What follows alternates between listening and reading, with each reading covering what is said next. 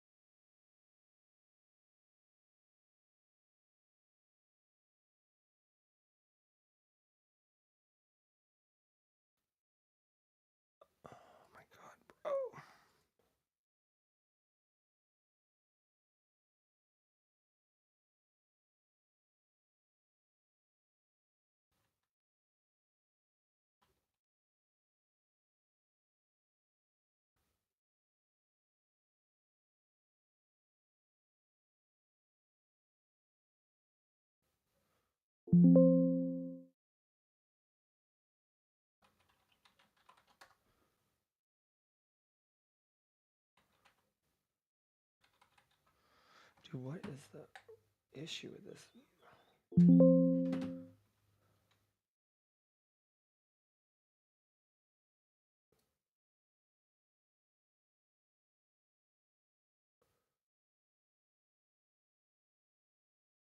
Oh my god, bro.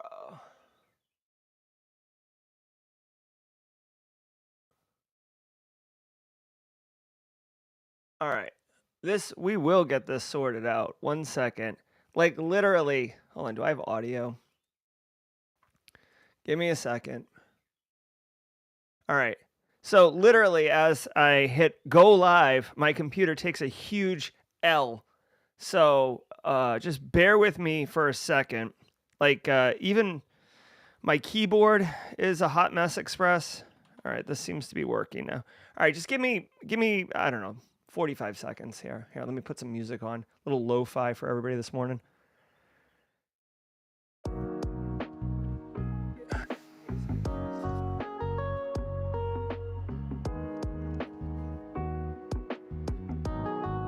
My apologies. Good morning, everybody.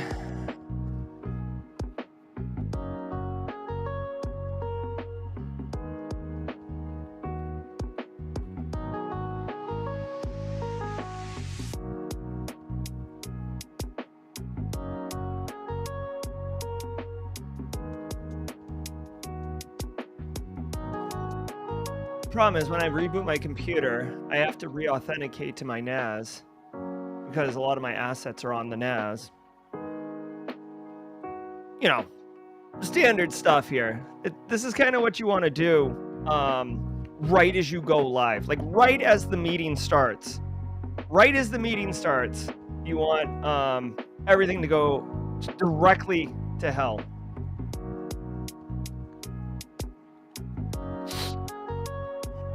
We got this. Yeah.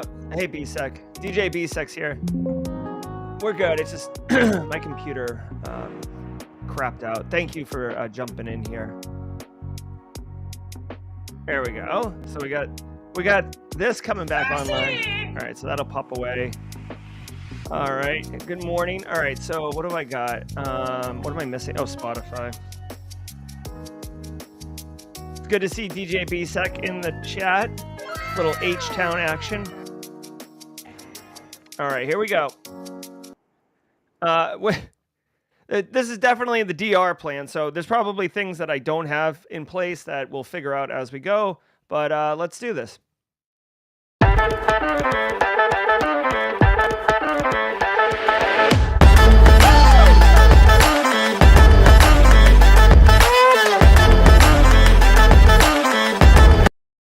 All right, good morning, everybody. Welcome to the party. Today is Thursday, April 3rd, 2025. Some of you got to see how the sausage is made.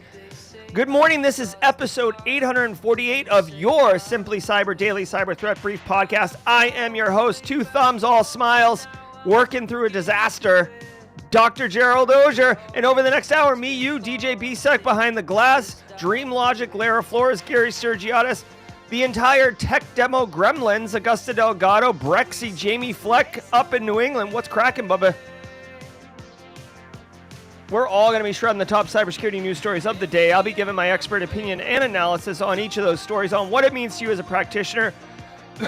So how can you use this information to drive cyber risk reduction for your business stakeholders? Also, hey, you might actually discover or see how to pivot in real time. Guys, it's all about keeping your cool and straight crushing it like a bunch of bosses.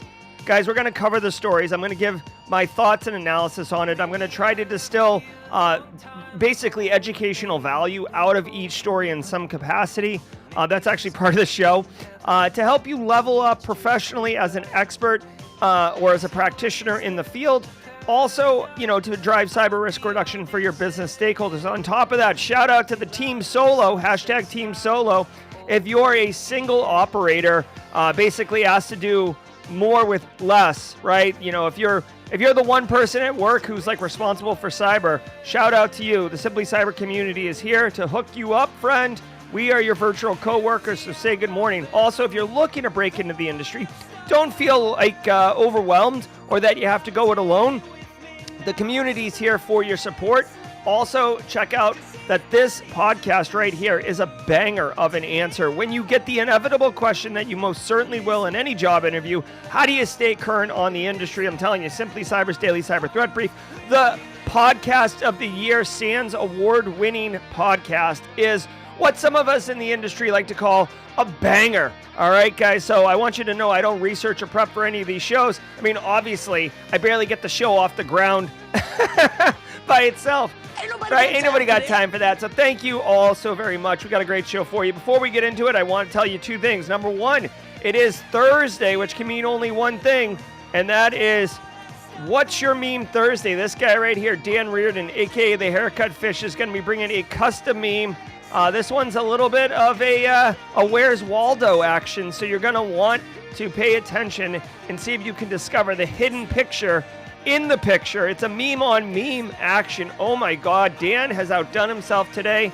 Also, I want to say shout out and love to the stream sponsors, those who realize the value of this program and want to engage with us, and also appreciate the fact that this thing sometimes goes off the rails, but we keep it on the rails. Let's do quick ad reads, pay the bills. I'll be in chat engaging with all you, and then when we come back, I'm going to tell you about CPEs, and we're going to get into the news. I want to give some love to the Daily Cyber Threat Brief sponsor, ThreatLocker. Do zero-day exploits and supply chain attacks keep you up at night? Well, worry no more. You can harden your security with ThreatLocker. Worldwide, companies like JetBlue trust ThreatLocker to secure their data and keep their business operations flying high. ThreatLocker takes a deny-by-default approach to cybersecurity and provides a full audit of every action allowed or blocked for risk management and compliance. Onboarding and operation is fully supported by their US-based Cyber Heroes support team. Get a free 30-day trial and learn more about how ThreatLocker can help prevent ransomware and ensure compliance. Visit threatlocker.com. Do you want cutting-edge, high-quality cybersecurity education regardless of financial position? Check this out. I want to give some love and some praise to Antisyphon Training, powered by Black Hills Information Security. Antisyphon Training is absolutely disrupting the traditional cybersecurity training industry by providing high-quality, cutting-edge education to everyone regardless of financial position. They bring industry professionals with years and years of experience into the classroom to teach you and anyone else who's interested practical skills that are in demand in the market today. And on top of that, the student experience is amazing as you and hundreds or thousands in some instances of other students are actively engaging, networking, sharing tips, tricks, and experiences with each other, all live in the classroom. Go to antisyphontraining.com, check out their course calendar to see what courses they have coming up next. You won't regret it. All right, awesome. Thank you very much. Also want to say shout out to Delete Me. Delete Me makes it easy and quick and safe to remove your personal data online at a time when surveillance and data breaches are common enough to make everyone vulnerable, including me. Data brokers make a profit off our data. Our data is a commodity. My data is a commodity. Anyone on the web can buy your private details. It's kind of gross, honestly. I mean, how many of us don't have like several versions of identity theft running simultaneously because our data has been breached so often? This can lead to identity theft, phishing attempts, and harassment, but now you can protect your privacy with Delete Me. As someone with an active online presence, privacy is really important to me because I am worried about my children. I'm worried about my wife, my extended family. I signed up for more of a public persona. They did not. So it's important to me to, basically manage the data governance of my own personal data. Take control of your data. Keep your private life private by signing up for Delete Me Now at a special discount for Simply Cyber listeners. Get 20% off your Delete Me plan when you go to joindeleteme.com/simplycyber and use promo code simplycyber at checkout. The only way to get 20% off is to go to joindeleteme.com/simplycyber. Enter code simplycyber at checkout. That's joindeleteme.com/simplycyber. Code simplycyber. Yes, sir. Guys, definitely appreciate all of you in chat. We do have the Barricade Cyber read. It's been Barricade Cyber for a while, but now it's Fortify 365, which is a service of Barricade Cyber.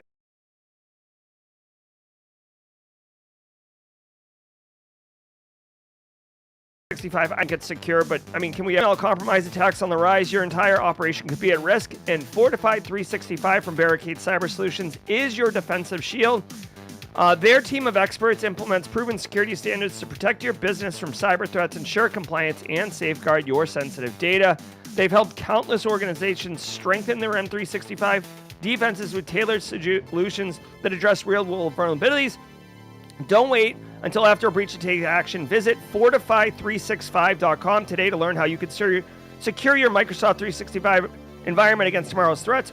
Also, as a personal testimonial, you may not know this, but I've been responsible for a business's information security, and we engaged Eric and Barricade Cyber to come in and audit and find weaknesses in our M365 environment. So definitely, I have firsthand experience of having this service. It wasn't called Fortify 365 at the time, but chef's kiss. Eric definitely knows what he's doing. The team knows what they're doing. Guys, every single episode of the Daily Cyber Threat Brief is worth half a CPE. I will tell you, ISACA has changed their policy recently, and where Nick Barker looked into it, it is possible that ISACA will not accept just the screenshot. We are working right now on the back end to develop some type of registration system that will be completely volunteer or optional or opt-in or whatever. I am not building a funnel to have all you come in and register for this show so that I can market the hell out of you. That's not what we're doing here.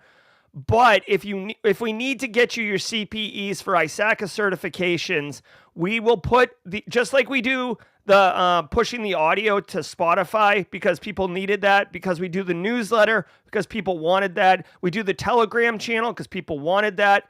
If we need to, we're going to get a registration system so you can register and then get some type of like certificate that says you were here. Stay tuned for that. All right, guys.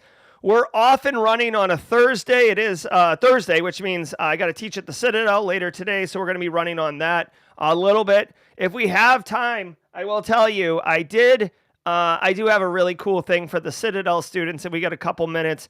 Not trying to make anyone jelly, but I bought a bunch of Raspberry Pi Picos, and we're going to make rubber duckies and have them take a screenshot of whatever computer they plug into and then change the wallpaper to that screenshot to really mess with their roommates or their family. We just become best friends. Yep. Robert Evans with a super chat. These are appliances that do passive packet analysis, which can detect, profile, and provide risk MSD2 and other info. It provides data for all evidences of the network, not just medical devices. A simile. Thanks, Robert Evans. Is that an ad? Is that an ad? Thanks so much for the super chat. All right, so guys, we're off and running. Let's get going, shall we? Stay tuned. Let's let the cool sounds of the hot news wash over us. Did you know the CISO series is hiring? If you're a hold on. This would be one of those.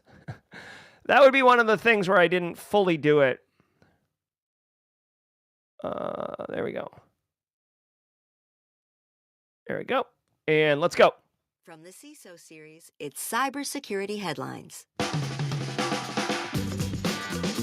These are the cybersecurity headlines for Thursday, April 3rd, 2025. I'm Sarah Lane. Security researchers with the Google Threat Intelligence Group found that North Korean IT workers have been infiltrating European companies using fake identities to secure remote jobs, generating revenue for the DPRK regime, operating through platforms like Upwork and Telegram, with payments processed through cryptocurrency to evade detection. Authorities in the U.S. and the U.K. have issued sanctions and warnings, as some workers have also engaged in extortion using insider knowledge. What? A new skimming... All right. Dude, North Korea IT worker army, this is like a thing. Like, honestly, at this point, you really, like, again, when I give guidance or suggestions, I'm literally telling you what I would do at my organization or organizations that I handle. Or consult for. This one, you need to get this in front of HR, right? And like, you know, it's not about xenophobia. It's not even about IT. It's like, listen, North Korea is, it's basically going and getting jobs in IT because they're exploiting remote workforce. I would make HR aware of this, and I would also make IT, especially management, because they're the hiring managers. I would make IT aware of this. You know, you could speak to how the interviews, they won't turn their camera on. They're kind of dodgy when talking about personal life details. They take forever to respond to questions during interviews. These type of things. Now, you might say, well, what's the problem? Like, hey, if the North Korean worker is going to take a really low salary, right? Like, you know, this is a $80,000 a year position, and they said they're willing to accept $30,000. Why wouldn't I hire him, Jerry? What's the problem? What you got against North Korea? You do have to point out that they are exploiting their access to steal information from the business to install malware on their devices. It's also, I believe, and I'd have to check this, but I do believe North Korea is like on OFAC restrictions list, which means if your business is doing business with North Korea, you may get your bank accounts frozen. Okay, that one you have to double check, okay? But if it wasn't the obvious problems, having tell your CFO that the bank accounts are going to get frozen. Do you want to see how quickly a business implodes when you can't pay payroll? Not even vendor invoices or cash flow. if you cannot pay payroll, I promise you, it is going to go badly for you as a business. So again, not trying to use fear, uncertainty, and doubt, but this is a thing, right? On top of that, they're talking about extortion. Essentially, this is no different than getting initial access creds and then dumping or exfilling data and then ransoming it back, except you're literally issuing them the credentials to log in because you're hiring them. I will tell you finally, it's interesting because it's a lot of work. It's a lot of work to apply to a job, interview for the job, get the job, then start working the job, right? Like most threat actors don't have time for that. Ain't nobody got time for that. Plus, there's no reason to do that if you can just steal creds because Carl has crappy credentials and no MFA. Cool. Thank you. So CybersecJS is confirming they're on the OFAC. Yeah, so I mean, literally, I would just say, hey, listen, this could literally shut our entire business down. Or if you want to make it more personal, if we hire them and we get discovered, you no longer get a paycheck. Like, make it personal. Hey, Kevin, I know you're in charge of the networking team here at Fubar Inc., and I know you got nothing to do with HR or CFO, and I know you don't care about that stuff, but listen, if this happens, the business's bank accounts get frozen, the same bank accounts that pay your paycheck every week. So if you're interested in working for free, go ahead. YOLO, buddy. Go on. I mean, don't be such a cynical prick about it. We're just doing that in-house here. Attack using the Stripe API has been discovered, where cyber criminals inject malicious JavaScript into e-commerce checkout pages to steal payment information in real time. Unlike traditional skimming methods, this attack exploits the legitimate Stripe API, making it harder to detect. So far, 49 merchants have been identified as victims, and experts recommend real-time monitoring and secure iframe solutions to mitigate the risks. All right. So, I mean, this is like coming back into vogue. JavaScript, malicious script, credit card skimming. Let's see. This one's using the legitimate Stripe API, which would make it harder to discover. They inject JavaScript directly into checkout pages, allowing them to capture credit card data. Okay. What does that have to do with the Stripe API?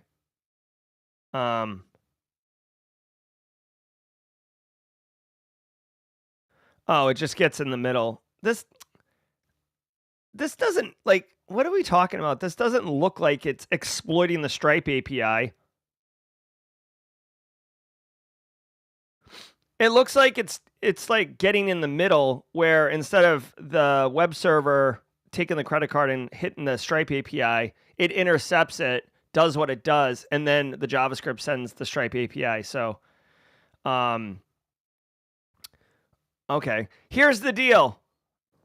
Okay, for a threat actor to introduce JavaScript to your web server, they need access to it. You don't get to just like stand like, okay, you don't get to stand outside the Apple store on the sidewalk and like wave your hands and somehow you're able to steal credit cards at the point of sale. Okay? Like, I'm trying to make this metaphorical into the physical realm so everybody kind of rips their head around it. You need to be in the store behind the cash register, basically with your arms in the person who's doing the checking out, the employee doing the checkout for the new iPad or whatever, with your arms in their sleeves, and you're helping them do this. Like, that's basically what happens. So you need access, all right? That was a little bit of a weird metaphor. Coffee hasn't fully hit yet. So what do we do? How do we protect this? You're not going to really see it on the Stripe backend. From a protection perspective, how about you restrict access to who can make code changes to your web servers? I don't know. I took crazy pills this morning. I know that sounds wild and paradigm shifting, unbelievably innovative. Least privilege. It's AC6, NIST 853. It's been around for 1 million years, okay? And by a million, it's been around like 15, 20 years. You can check Professor Black Ops NIST 853 deep dive course that's coming out literally tomorrow. It's launching tomorrow, where he goes into every control family, and I promise you, AC6 is fully represented all up in that piece. Restrict your permissions. And then if you can, I don't know, I mean, if you were a little bit more mature, not to say you, like, I don't mean mature like you don't still use whoopee cushions, because those are hilarious, but mature in your information security program and your IT infrastructure. You can detect code changes if you're locking, the code base down and using basically like change control to ensure code changes are documented or at least logged in some capacity. And you can see these JavaScripts come in, So, all right, Robert Evans says, become best friends. Yup. Sorry, Robert, thanks for the super chat, man. Sorry, Jerry, this was in reference to yesterday's discussion on scanning medical devices and the risk with an intrusive scanning, not an ad, just for info. Well, thank you. Thanks, Robert Evans. I appreciate that. I didn't understand, but thanks for the clarification, and thanks for the super chat. I'm sorry. I hope I didn't mean for you to have to spend more money in order to get the point across, but I definitely appreciate you, Robert. Okay, so this is a thing, okay? Also, it's really you and I that are the problem, or not the problem, the victims here. Like, it's our credit cards that get skimmed. So personally, keep an eye on your credit cards. Make sure there aren't any weird transactions. I find credit card companies are pretty good at detecting fraudulent transactions now. But obviously, when there's a fraudulent transaction, the credit card company claws it back. But the business that did the scanning that got compromised, they don't get paid by the credit card company. So ultimately, everybody kind of loses. So don't do that, right? Can you imagine if you were like a food truck or something, or I guess what would be like a SaaS platform, right? You're like, whatever, TCM Academy, taking monthly subscriptions or whatever, and then all of a sudden, like one whole month, the credit card company's like, nope, those are all fraudulent transactions, and you're like, oh no. Actually, that doesn't exactly work. Well, a vulnerability in Verizon's call filter app allowed users to access incoming call logs for other Verizon numbers through an insecure API. All right. Hey, Roswell UK, really quick. This is a good one. Roswell UK is saying that this particular JavaScript injection uses an older Stripe API. So you could look for calls for that. For sure. If you have a SIM that's doing packet capture and you're getting up into the upper three layers of the OSI stack where the data actually is, and you can rip apart full packets, you could definitely look for those calls, right? So, good point. Security researcher Evan Connolly discovered the flaw on February 22nd, and Verizon fixed it the following month. The issue stemmed from the app's API failing to verify user phone numbers, enabling unauthorized access to call histories. This posed a privacy risk, especially for high-profile individuals. The API was hosted by a third-party firm, Sequent, whose website is now offline, raising concerns about data security. Verizon has not yet responded to inquiries about the flaw's impact or potential exploitation. Okay. So this is interesting. Okay, so to me, this is less about this particular security risk and more about security research and cool findings. Again, I wouldn't have thought of this, but this is a great red team offensive security minded approach. All right, so Verizon has this app that, by the way, Verizon has this app that allows you to do like spam detection, right? I don't know. Yeah, I love it. Like I use AT&T when I get a call now. It says like, spam or telemarketer or whatever, like, let's go. This was a third-party app or whatever, and it allowed some type of lookup. Now, this security researcher realized that it was using APIs, okay, and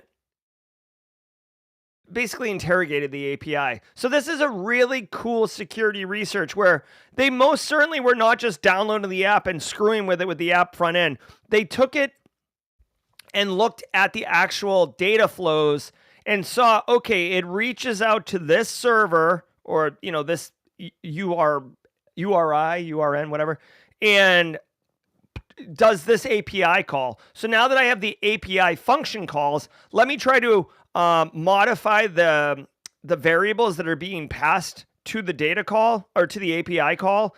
By the way, API is application programming interface. It basically is deliberately exposed functionality of a service in order for people to write code to extend it and access it and stuff like that. It's like super common in web applications. He was then able, and this is the cool part, to enumerate and discover that there was no checking to see if the phone number you were putting in was your phone number or not. You could put in any phone number, and then you were able to pull call history. So it's like kind of a low risk, weakness, if you will. I mean, there's a couple, so you could use, I could get, whatever, Chris Whitlock's phone number and then put it in here. They'd have to have Verizon as well. So this only works for Verizon customers, which further limits the exposure. And then I could get Chris Whitlock's phone number. Okay. And now I can get Chris Whitlock's call history. So now I have intelligence that he doesn't know I have. So I could then call those numbers and pretend to be Chris Whitlock. I could call Chris Whitlock and say that I'm someone from those numbers. So you could do a little bit of social engineering, I suppose, but I don't know how rich of an attack this particularly is. I mean, it's interesting. It's a privacy concern, but not, to me, this is one where the likelihood and impact isn't very high, which is why I said that what the value from this story isn't necessarily this Verizon API weakness, which, by the way, was fixed just a few weeks later, but more about the approach for anyone in chat who wants to be a little bit deeper in the technical weeds to find APIs and enumerate them and see if you can get any type of exposure, data leakage from it. It would be a great way to, basically do some security research. All right, let's keep going. Has issued an alert about a powerful malware called Resurge, used by alleged Chinese hackers to exploit a vulnerability in Ivanti security tools. The malware can manipulate system integrity, harvest credentials, and create backdoors, allowing persistent access even after updates. Google-owned Mandiant confirmed that the malware is linked to China-based espionage actors who have targeted government, defense, and finance sectors since back in 2020. Ivanti's Integrity Checker tool, or ICT, was also compromised, making detection harder. Wait, what the hell? Hold on 1 second. What is going on here?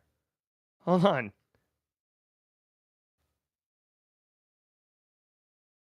This is the Verizon, and then... What is this story? Oh my God. Okay, hold on 1 second. Is this it? All right, hold on. I don't know why this happened. I had the wrong story pulled up. Okay, here.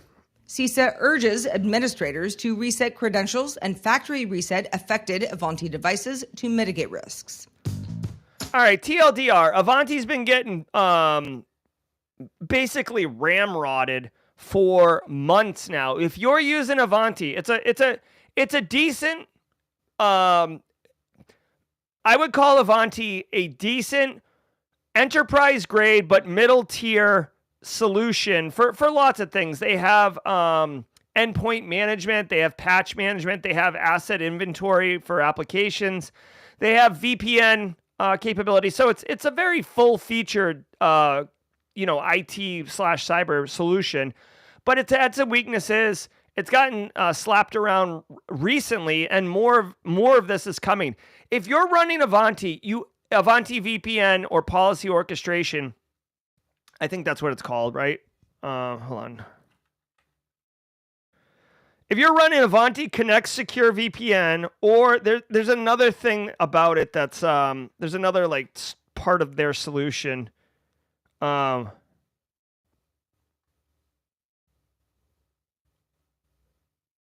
Okay. Ivanti Connect Secure. So that's it. There's two parts: Ivanti Connect Secure, and then Ivanti VPN Policy Secure and Zero Trust Gateway products. This is it right here. Okay. Sorry to make that kind of long, but I want to make sure that you got the right products. If you're running these products, you absolutely have to. You gotta patch it. Okay. You gotta. Okay. This thing is got a lot of problems. China, among other, threat actors, are going ham on it. You are running at risk if you're not fixing this or taking it seriously, okay? That's the TLDR here.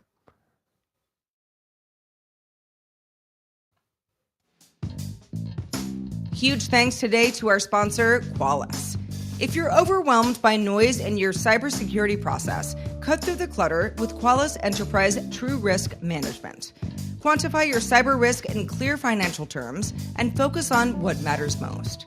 Actionable insights help you prioritize critical threats, streamline remediation, and accelerate risk reduction while effectively communicating impact to stakeholders. Empower your cybersecurity strategy with tools that drive faster, smarter, and more efficient risk management. Your secure future starts today with Qualys Enterprise True Risk Management. Visit qualys.com/ETM for more information. GitHub has expanded. All right. All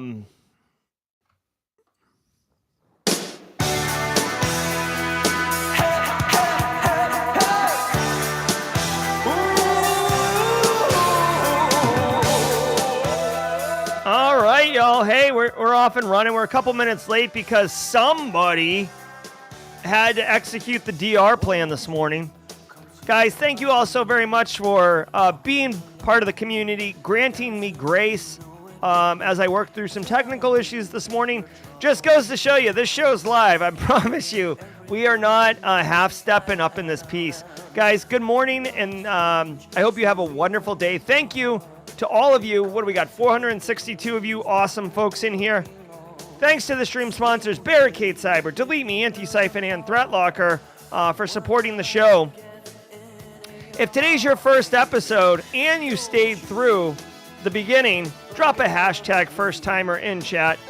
Hashtag first timer in chat. We've got a special emote, a special sound effect, and, just the community. We love welcoming new people. You know why? Because it can feel really intimidating to basically enter a new group, and nobody got time for that, okay? Ain't nobody got time for that. We're not I'm sorry, oh my God. We're not screwing around here.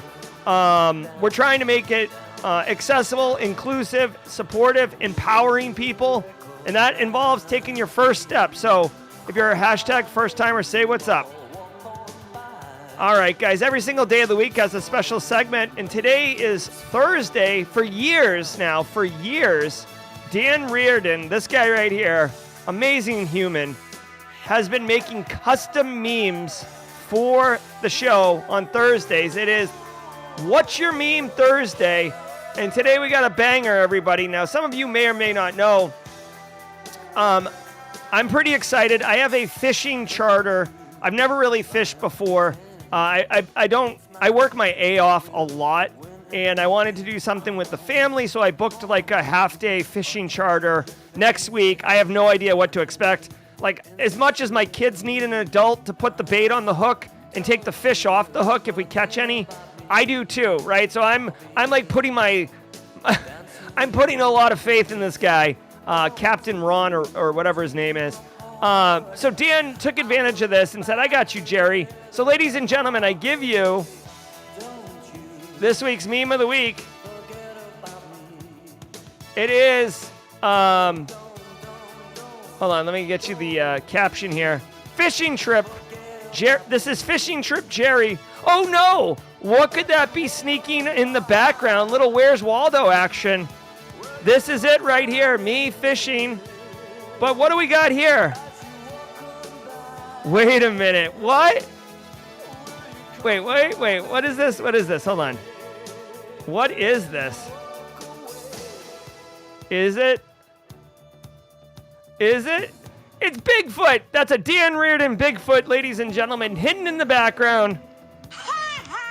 So there you go. Our very own custom meme by Dan Reardon, aka Haircut Fish. If I see a Bigfoot on the fishing trip, that would be something else. All right, guys, we need you to get your laws on. Alpha Sierra is not here, so we need people to step up as the drum majors. Who's it going to be today? Let's go. La la la. You know the words.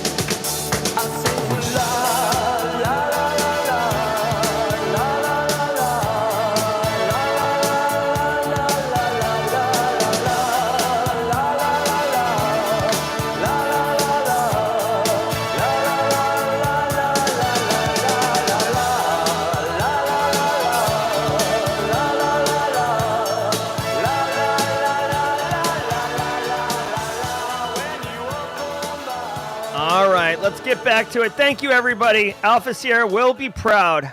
Let's speed run the back half. Has expanded its security tools after detecting over 39 million leaked secrets in repositories in 2024, including API keys and credentials.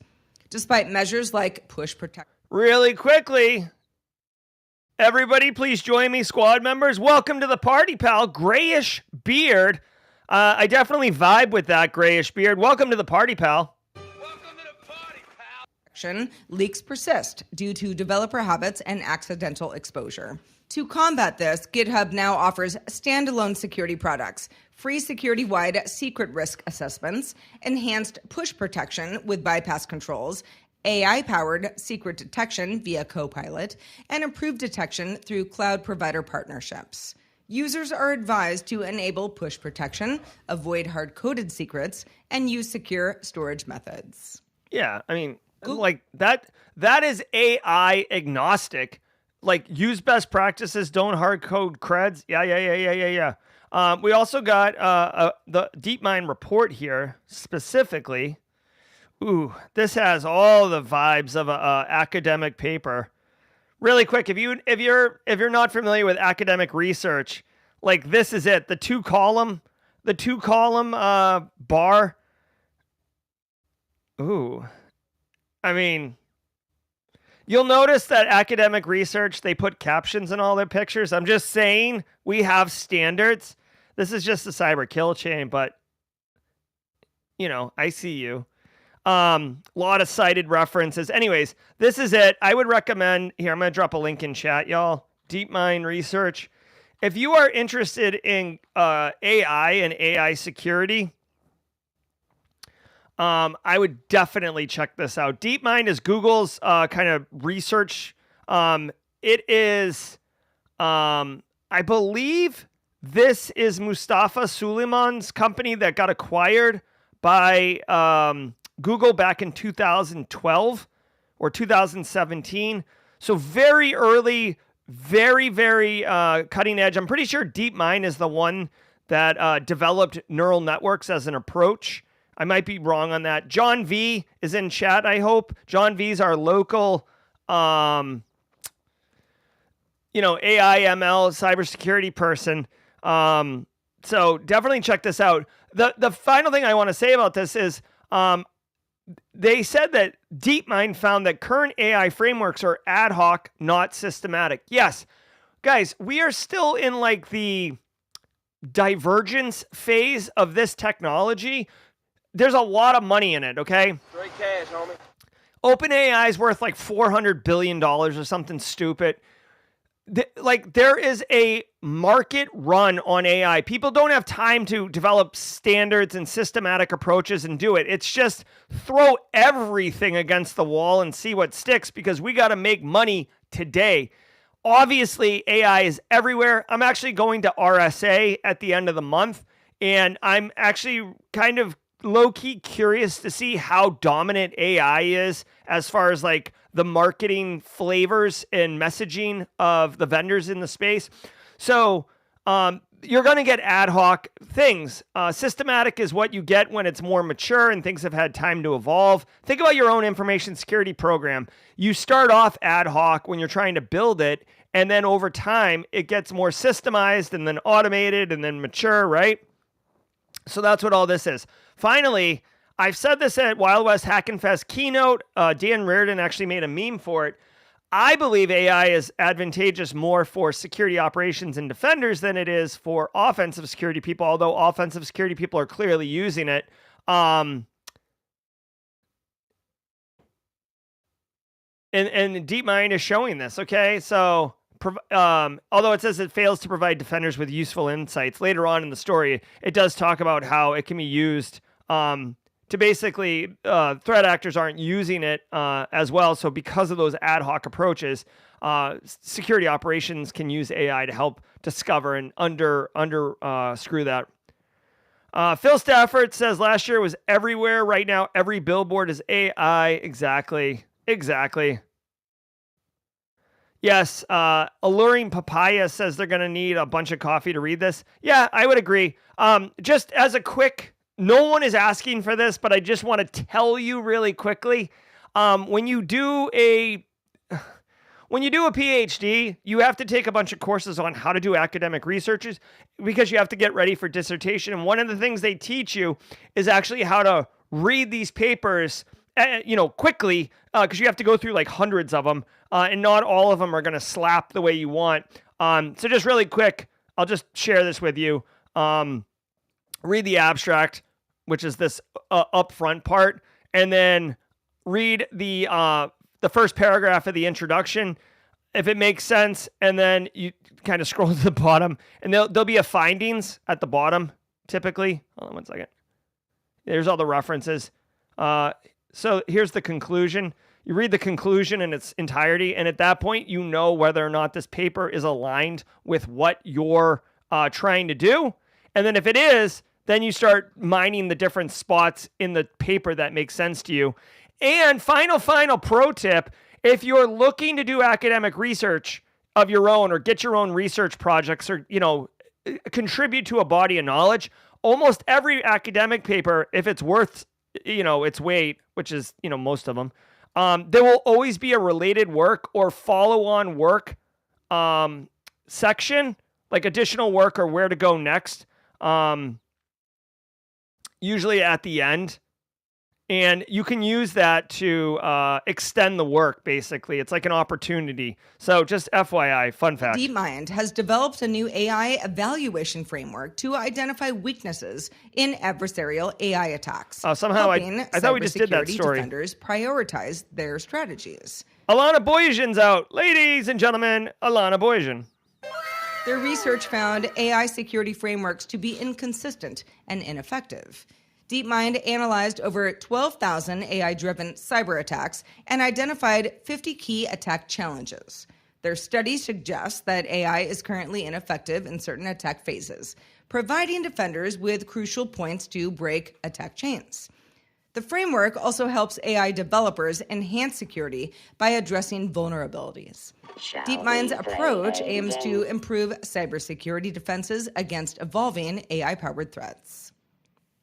Europol announced the takedown of the large web sexual child abuse material, or CSAM platform, KidFlix, leading to 79 arrests and the seizure of tens of thousands of illegal videos. Authorities identified 1,393 suspects out of 1.8 million platform users, with 39 children rescued. The operation, involving 35 countries, was the largest of its kind in Europol's history. German and Dutch officials seized servers containing 72,000 videos, with estimates suggesting the platform hosted up to 91,000 unique videos. Offenders paid with cryptocurrency and earned tokens by categorizing content.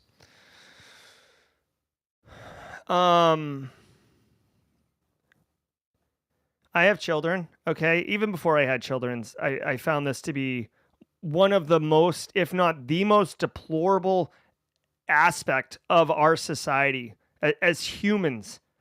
Exploiting children, especially exploiting children, period, is messed up, okay? Sexually exploiting children is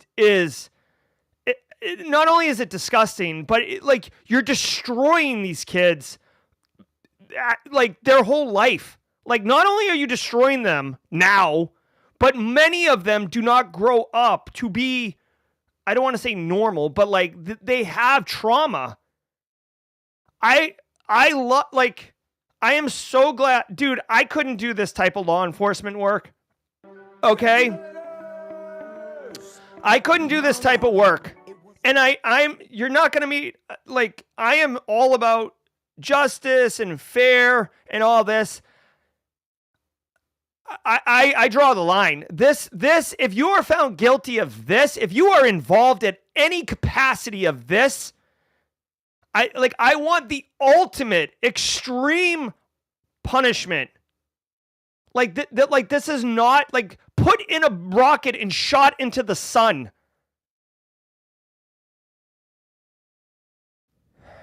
I'm glad they arrested 79 people. It's a good start. Not enough.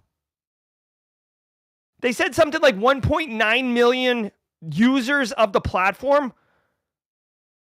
How about let's get 1.9 million arrests going? By the way, I am a huge fan. I've never served jail time, so I don't know if this is true. I've never been to prison. But there's a rumor or whatever, I've heard it, that if you are convicted of these type of crimes, the prison system kind of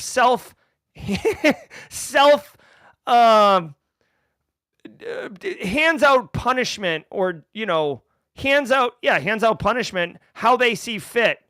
1,300 suspects identified so far. Keep it going, Europol. Keep it going, Europol. And the name Kid Flicks,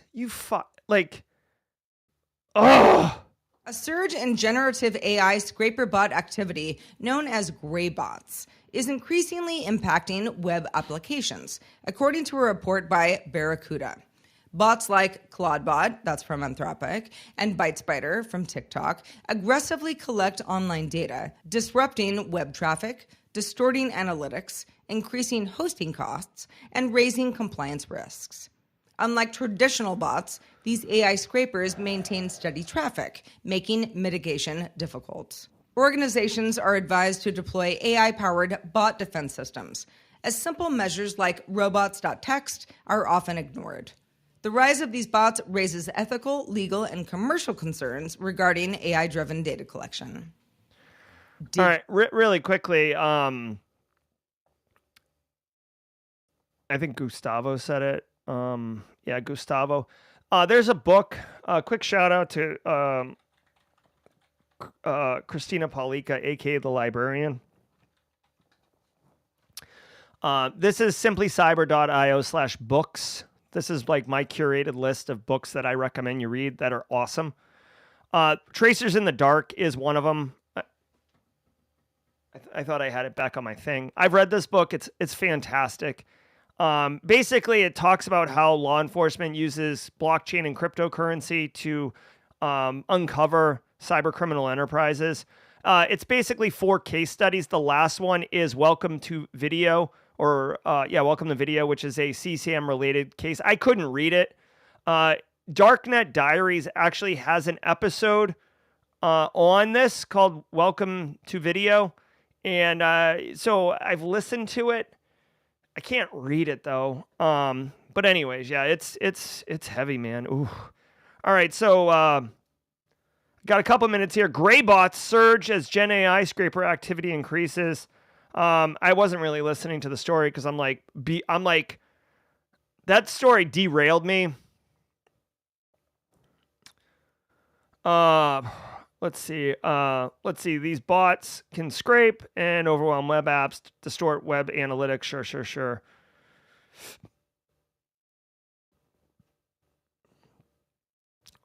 All right, Claudebot. So basically, you know, whatever. Like, I'm sorry. Like, I would argue it's a bit unprofessional of me. Like, I can't even comment on this story because I'm like completely frazzled right now. It sounds like in order to get data to train the new Gen AI models, they're scraping the internet, which is what they've always done. And there's ways to protect your data from being scraped. Okay. You know that AI can fill out your security questionnaire for you? Well, if you didn't. All right, I guess that's the last story. Let's go.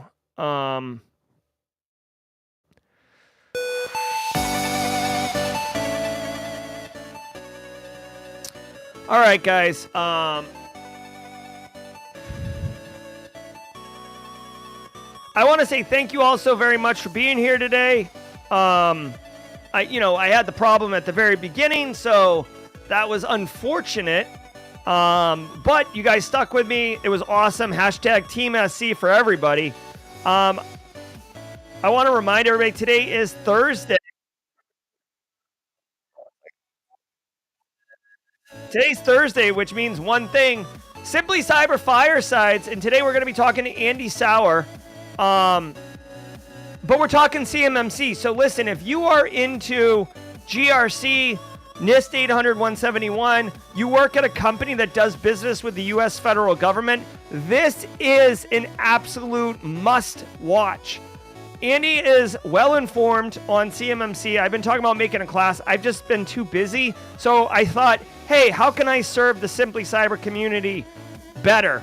I'll go get someone who's been doing all the CMMC stuff, and we're going to just data mine his brain and get all the answers. So come join us at 4:30 p.m. Eastern Time today, a little bit later today. The reason you would want to attend live and not watch on replay is because I take your questions and I give them to the guests. So if you have any CMMC questions, Andy's going to be the guy to talk to. All right. All right, guys. I'm Jerry from Simply Cyber. It looks like, we got a couple minutes. Usually DJ BSEC does our Thursday jawjacking. Unfortunately, DJ BSEC's been very busy lately. As many of you have noticed, he's been a bit absent from the community. He's super busy, heads down. Jawjacking is a bonus show, and I can't always do it because I have to go teach, and we don't have someone to cover. So it looks like there will be no jawjacking today, which is okay. We'll give some time back. What I can do here is I can do 5 seconds of, I can do 3 minutes of jawjacking, so let's do that really quickly. I won't even do the transition. What's up, everybody? Welcome to the party. If you've got some questions, I got my GRC love on. If you didn't know, I'm a big GRC person. Space Tacos knows. Lara Flores knows. Chris Whitlock definitely knows. B-Dubs knows. We're out here crushing it, y'all. Yeah, Jamer115, sorry. We do have to work. Just a couple minutes of jawjacking. I'm happy to answer a couple of questions. I'm happy to just share what's going on in general. Let's see. Oh, tomorrow. Yeah. Thank you. Chris Whitlock, our community director. Always awesome. Tomorrow, the first Friday of every month, we do a live Discord AMA event. So if you want to come to Discord and get your questions answered, you can see right here, this is on simplycyber.io. We actually have a calendar of events. We don't really talk about the calendar very often because I forget. But yeah, there's a calendar of events, and you can see here, the Simply Cyber Discord AMA is right here. Boom, baby. Okay? So don't be shy. Come on down. I think you're going to really enjoy it. It's fun. It's a lot of fun, frankly, okay? All right. Is having a blog worth it for job seekers? So, yes, Rhett Anon. I would say having a blog is worth it. Because, honestly, a couple reasons, Rhett Anon. One, when you have a resume, you can put the blog on the resume, right? And it'll be like, oh, that's interesting. Having a blog or a YouTube channel or a Twitch channel or whatever does a couple things. One, it shows employers that you've taken initiative and gone beyond the minimum. Number two, it allows them to creep on you, which I know sounds dodgy, but like basically they can creep on you and be like, oh, like Rhett Anon sounds cool. Oh, look, they have a blog. Let's see what this is. And if your blog is all trashy and looks like crap, they're like, oh, they must not really care about quality or, whatever. But then I'll give you another example. Like, so Casually Joseph is just an example. Rhett Anon has a YouTube channel. He recently got hired into a job, and after he got hired, the people who interviewed him actually said, yeah, hey, we creeped on your YouTube channel, and we saw how you explained things and what your thought processes were, and we really liked it. We saw what your interests were. So I'm a huge advocate of a blog or a channel or whatever, for the reasons ultimately that it's personal branding, and it allows you to have a more three-dimensional, complicated and deep opportunity to explain who you are as an individual. I like to say it gives you an opportunity to stand out in a sea of sameness. I am so, like, again, I didn't mean to do this. The question just came up, but I believe this so strongly that I literally have a class called Master Personal Branding for Your Career in Cyber, and it's a live class. I don't do it as an asynchronous on-demand course. Friends? Yep. And the next one's June 2nd through 5th. Many people who are in chat right now have taken this course, okay? It's not a cash grab, I'm telling you. It literally, I feel so strongly about the value of it that I made a whole course and I teach it. Okay, so yes, that's the answer. Jason Bagwell with the super chat. You're doing great work, Jerry. Keep it up, squad member for life. My man, Jason Bagwell, thank you. He's got a blue badge. Love it, love it, love it. Thanks, Jason. Jason, I hope we can high five at a conference or something. Appreciate that, man. Oh, so the class is not available for registration yet, Rhett Anon, but I'm going to open it up.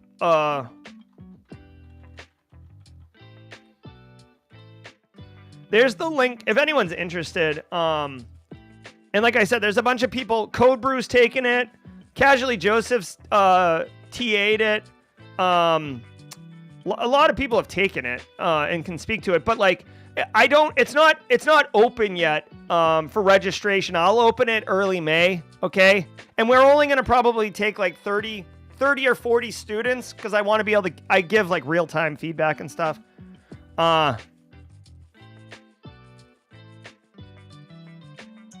Oh yeah, Chris Whitlock. Yeah, Casually Joseph definitely needs to be able to start and stop the stage. I am absolutely Carl when it comes to Discord. I am terrible when it comes to Discord. All right, guys. Hey, it's 9 o'clock. I got to get out of here and go teach the cadets. Like I said, though, Raspberry Pi lab for the students. I bought, 10 or 20 of these things. I do have to buy a bunch of these USB micro B cables. I didn't realize. I mean, I have a bunch, but not enough for all the cadets, so I got to buy those. Anyways, I'm Jerry from Simply Cyber. Thank you to the mods, right? DJ Bisek hopped into the studio in case I needed a pinch hitter this morning because of the problems. Chris Whitlock, Justin Gold, Casually Joseph, Jenny Housley, Kimberly Can Fix It, and all the mod team. Dan Reardon with the meme of the week. Guys, it takes a village. I am so blessed and honored to be able to work with all of you and have camaraderie with all of you. To the ambassadors, Toasty Pops, Casually Joseph, Marcus Kyler, CJ, Cybercycle. So many of you guys. It's amazing. What we're doing is amazing, and it's a community effort. I recognize that. Thank you so very much. I'll see you guys at 4:30 p.m. when we're going to crack the code on CMMC. Until next time,